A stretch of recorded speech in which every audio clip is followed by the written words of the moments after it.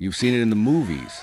Cowboys around a campfire, roasting juicy meat, steaming coffee in metal cups, laughter under the stars. Sounds good, right? Lies.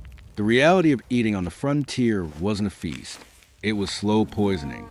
It was eating insects without knowing. It was drinking water where cattle defecated. It was watching your teeth fall out of your mouth because your body was literally falling apart from the inside. Hollywood will never show you a cowboy dying of scurvy, with gums covering his teeth and wounds from years ago reopening on their own. But it happened, all the time. Welcome to the true frontier diet. And believe me, it killed as much as any revolver. Let's start with what kept cowboys awake. Coffee, the liquid fuel of the Old West. Without coffee, you didn't survive the 18-hour journeys on horseback. The problem? Real coffee was expensive, very expensive. So sellers did what they always do when there's profit involved. They adulterated it. They mixed legitimate coffee powder with chicory, ground tree bark, burnt grains, and even dirt. That's right, dirt, just to add weight. You paid for coffee and received roasted mud. But the worst part wasn't the taste. The worst part was the can. Because coffee came in tin cans soldered with lead. Lead that slowly leaked into the liquid every time you heated the water. And you drank it, day after day, month after month. The lead entered your bloodstream, accumulated in your bones, attacked your nervous system. Lead poisoning, they called it. The symptoms?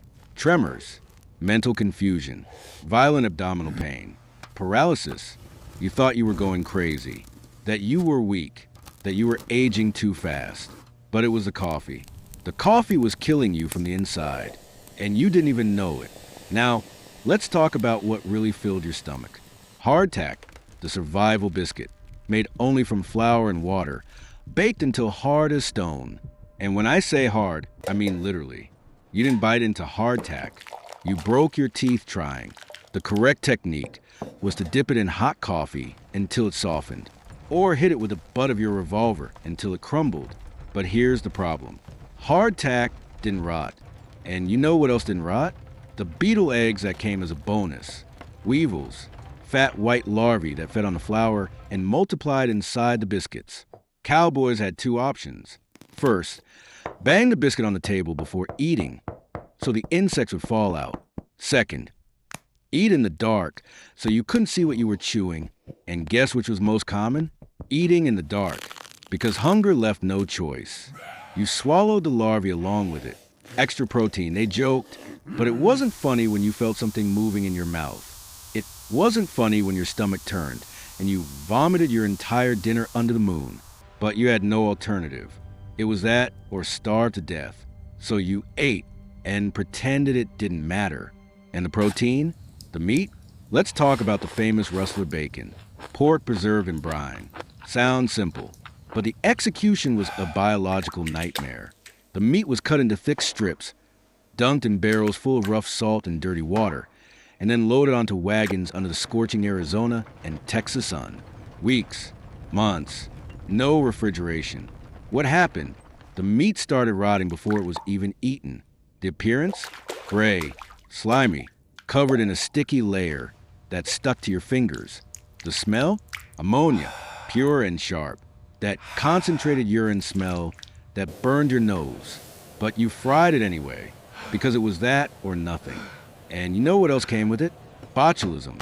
Food poisoning caused by the bacterium Clostridium botulinum, which loved poorly preserved meat. Symptoms started with nausea, then vomiting, then paralysis. Your muscles stopped working. You couldn't swallow, couldn't breathe, and then you died. Statistics from the time show that food poisoning killed as many men as horse accidents. But nobody talks about that, because dying poisoned by rotten bacon isn't glorious, doesn't sell movies. But the real horror, the real villain of the frontier diet, it was scurvy, the disease of absence. Because scurvy doesn't come from eating something bad. It comes from not eating anything good. Vitamin C, ascorbic acid, present in fresh fruits, vegetables, anything green. And the cowboys? They didn't see any of that for months.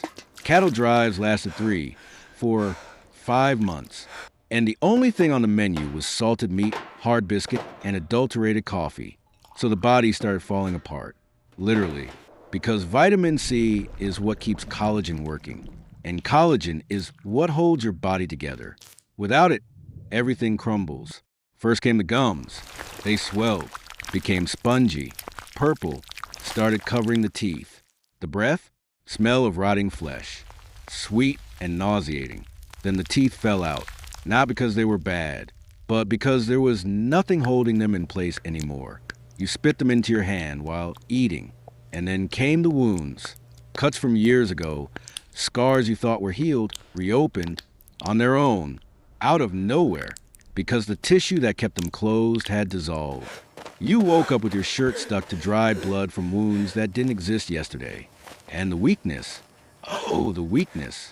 Your muscles stopped working. You couldn't ride, couldn't walk. Tough cowboys, men who had survived storms and bandit attacks, reduced to human rags who could barely stand. And the worst part? They didn't know what was happening. They thought it was old age. They thought it was a curse. They thought it was divine punishment. But it was just a lack of an orange, a fresh potato, anything green. And many died like that, bleeding from the gums, too weak to continue, left behind on the trail, alone. And the water? Oh, the water deserved its own chapter in the Book of Horrors. Because on cattle drives, you had no choice. You drank from the river, the same river where 200 head of cattle just urinated and defecated.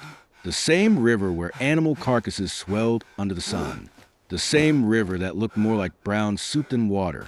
And you knew, you saw the color, smelled the smell, but thirst didn't negotiate. So you filled your canteen and drank. And in 2 days it started. Dysentery, cholera, typhoid fever. First came the cramps, violent, twisting your stomach like a wet rag. Then the diarrhea, uncontrollable. You lost fluids faster than you could replace them, became dehydrated, weak. Your skin turned gray, your eyes sank, and you kept riding because stopping meant getting left behind. And getting left behind meant dying alone. So you rode, wet, stinking, dying slowly. Many cowboys never reached their destination, not because of bandits, not because of Indians, but because they drank dirty water and their body gave up. Death by diarrhea was inglorious and that Hollywood will never show. Because there's no glory in dying like that. No epic music, no close-up on the face. Just a man falling beside the trail, covered in flies. Forgotten, that was a frontier diet. Coffee poisoned with lead. Biscuits infested with larvae. Rotten meat that paralyzed you. Scurvy that made your body dissolve. Contaminated water that killed you from the inside. Hollywood sold you juicy steaks and aromatic coffee around the campfire. The reality was slow poison. It was brutal survival. It was eating what killed you because the alternative was dying faster. Cowboys weren't invincible. They were desperate men eating toxic garbage and praying to see the next sunrise. If you want more truths that destroy what the movies taught you, subscribe to the channel, hit the bell, share with someone who still romanticizes the Old West. Because here we deliver reality, raw, visceral, no sugarcoating. Until the next frontier legend.